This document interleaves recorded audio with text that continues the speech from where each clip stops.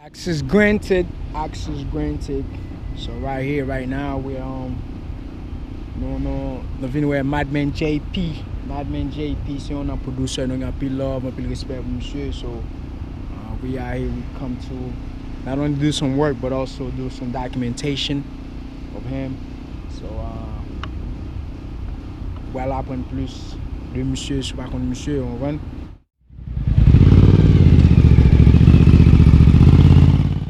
Access granted, man. HMI Buzz, actually, first website I'm allowing into my crib like that. You know what I'm saying? So, I appreciate kudos that, to you, man. son. I appreciate that. Yes, sir. Too fat, baby. How long you been doing your thing, man? It's gonna be 25 years this year, man. 25 years, man. You've been in the business. So you started very early. I know you from a music background, you know, and I mean, take us through a small, a brief journey, man. Give us a brief history about how you started in the business, you know what I mean, and some of the things you've done in the business and a lot of people that you work with. Give me a brief history. I know you have a long sheet, man, but you know. First and foremost, let me say thank you for being here, HMI Buzz, and I appreciate the work that you guys are doing out there, and especially you, as Moses, man. Kudos to you, and I know you've been doing this for a couple of years now, and you're getting the recognition that you deserve because the criteria and the format of HMI Buzz is very different from every other website. So I can relate and appreciate that. So to everyone that follows HMI Buzz, a big salute and a big shout out.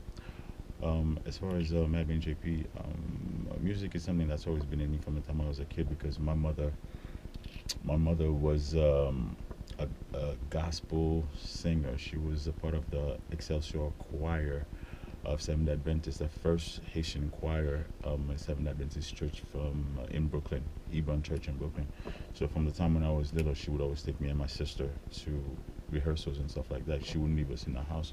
Although my sister was 10 years older than me, but my mother was really funny like that, so she would leave us in the house. We'd go to all the rehearsals every Friday, every Saturday because she was Seventh Adventist. So what my sister was doing was reading Livre Roman. And I was just sitting there playing, and then we both, just learn all the songs, because we at every single rehearsal. And up until my mother decided that she wanted to make me sing at the age of 7, because it was time for me to go back to Haiti at 7. She made me sing a song in front of 300 people. I was scared as hell, but I did it. Because when Mama said do something, you better do it. Whether I understood what I was doing or not, but I did it. And aside from that, at the age of 13, 14, when I decided, when I asked them to let me stay here and not go back to Haiti, I got involved with. So you were born in Brooklyn? Here. I was born in Brooklyn, in Brooklyn, but at the age of 2, went to Haiti and kept on going back and forth, go to school and come back every summer and stuff. So, but at 13, 14, I was like, I hated being down there, so I begged them to let me stay. So my father finally decided, okay, I will let you stay as long as you don't get in any trouble and stuff. So, which I kept my word, never really got into any major trouble and stuff like that. So high school, I went to Prospect Heights, went to BMCC, so I've always been in New York.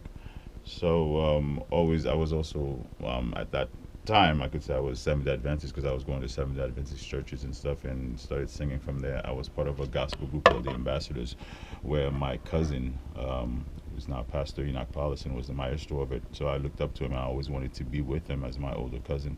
So he put me in the group, and that's where I really got my first gig as far as singing.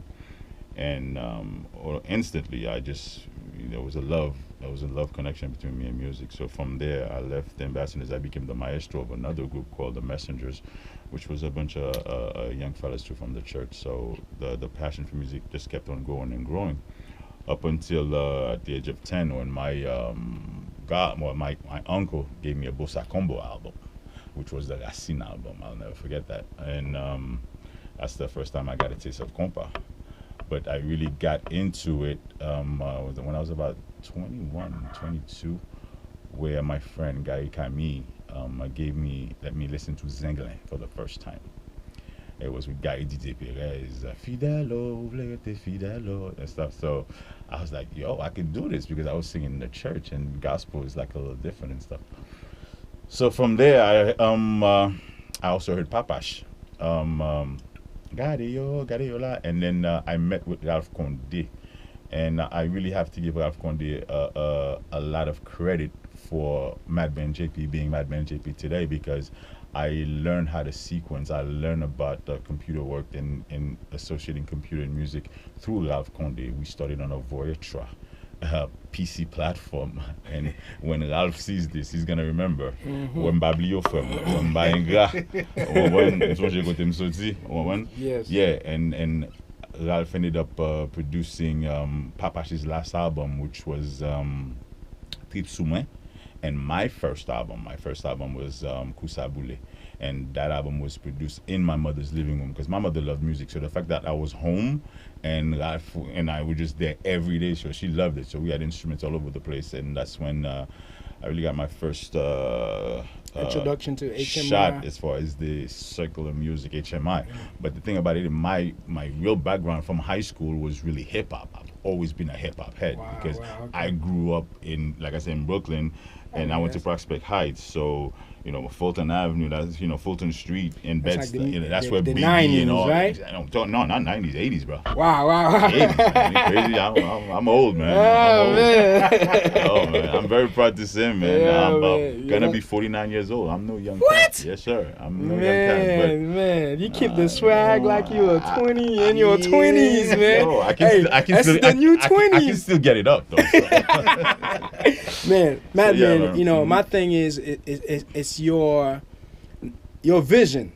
Not only your vision for the music, and your identity, your originality, and the way you approach music. This is some of the things that really caught my attention. Well, my background just says it all, because from gospel, hip hop, then compa, this is why my style of music in the HMI has always been different. It's been different in the sense, everybody give me the recognition, they give me the respect, but I kind of suffer a lot from it because I'm not doing the typical thing that everybody else is doing. I can easily do the Sewell stuff, the thing that everybody's doing, but my vision was always to get that fusion going between hip hop, R&B, compa, gospel. So it's like a fusion. My style is eclectic. a fusion. Exactly. Yeah. So when my album Gotta Let Her Go came out, everybody was like, wow, this is different. And it's funny now, I remember when that album came out, Isha Kave called me, it's like, yo, son, this is different. I like this.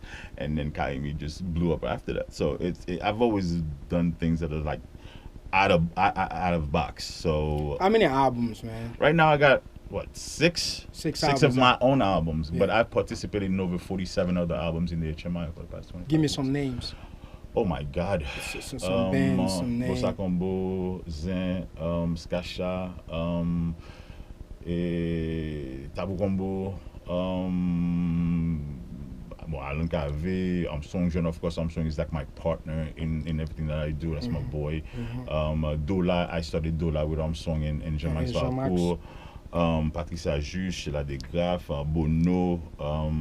Yo, the list is just It insane. could go forever, man. It's man. like So now let's talk about, man. I know so right many now, stuff. I want to talk about what you actually got going on right now.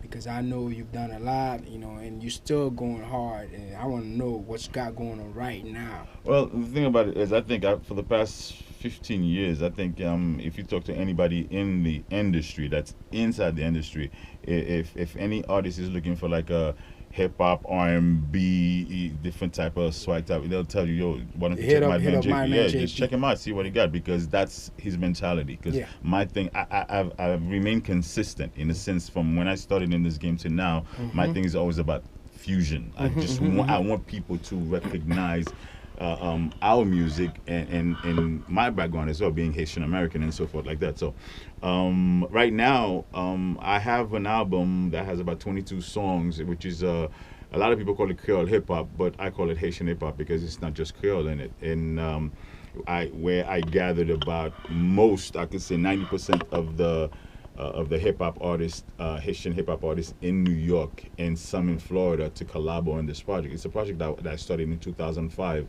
but because the powers that be at that time, they were clear for a bunch of stuff going on, so that album didn't come out then. But I decided I'm gonna release it, and I'm also working on my last HMI album as far as compilation, which is the Zouk Love, the Compa Love, and again the fusion thing, which I'm predicting to be out very soon. It's going to be a double CD. One is going to be Haitian hip hop. The other one is going to be more on a compa tip and Haitian tip type of stuff. And I'm about to release also a mini album with Mecca, aka Grimo. Because Like an EP? yeah, yeah. I call it mini album because I think we have more than enough than an EP. But because me and Mec have been working together since 2005. A lot of people don't know that. Just the other night, we're sitting here, and we're listening to all the stuff that we did. And I'm like, yo, I think it's time that we let people what we all about, because the stuff that I did with this dude, they're just monumental, man. It's just like, yo, they're just classics. So decided to do that. So we're gonna kick that out there. So I'm always working, man. I'm always available to work with anybody, and just hit me up, and then we do what we do, man.